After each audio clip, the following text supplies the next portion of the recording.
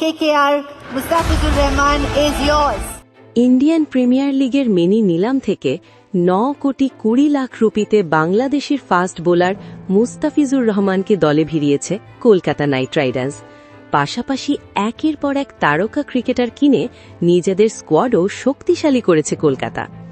এবার প্রশ্ন হল, বাংলাদেশের ইতিহাসে আইপিএলের সবচেয়ে দামি ক্রিকেটার হয়েও কি একাদশের নিশ্চিত জায়গা পাচ্ছেন কাটার মাস্টার? পাশাপাশি আরও একটি প্রশ্ন চলে আসছে, আর তা হচ্ছে, মুস্তাফিজকে কি পুরো সিজন খেলার জন্য ছাড়বে বিসিবি?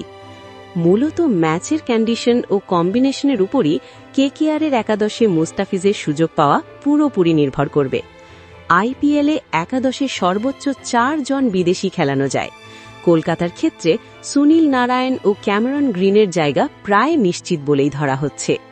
বাকি দুটি বিদেশি জায়গায় মূল লড়াই হবে পেস বোলিং ও ব্যাটিং শক্তি বাড়ানোর সমন্বয় নিয়ে।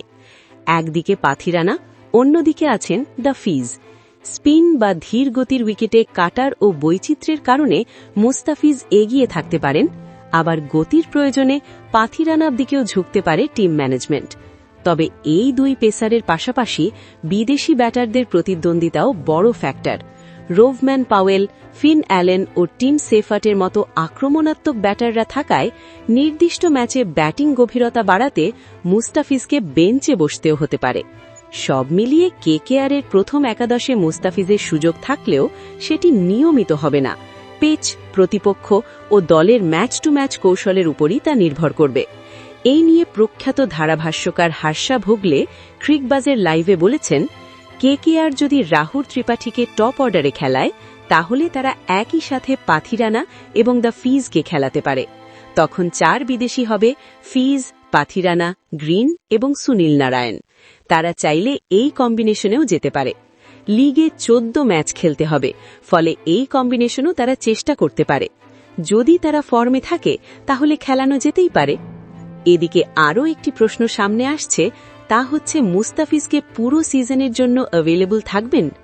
বিশ্বস্ত সূত্রে আমাদের নিশ্চিত হয়েছে যে এপ্রিলে নিউজিল্যান্ডের বিপক্ষে ওয়ানডে সিরিজের সময় 10 দিনের জন্য দেশে ফিরে আসবেন মুস্তাফিজ। 3 ম্যাচের সিরিজ শেষে আবার যোগ দিবেন আইপিএলে।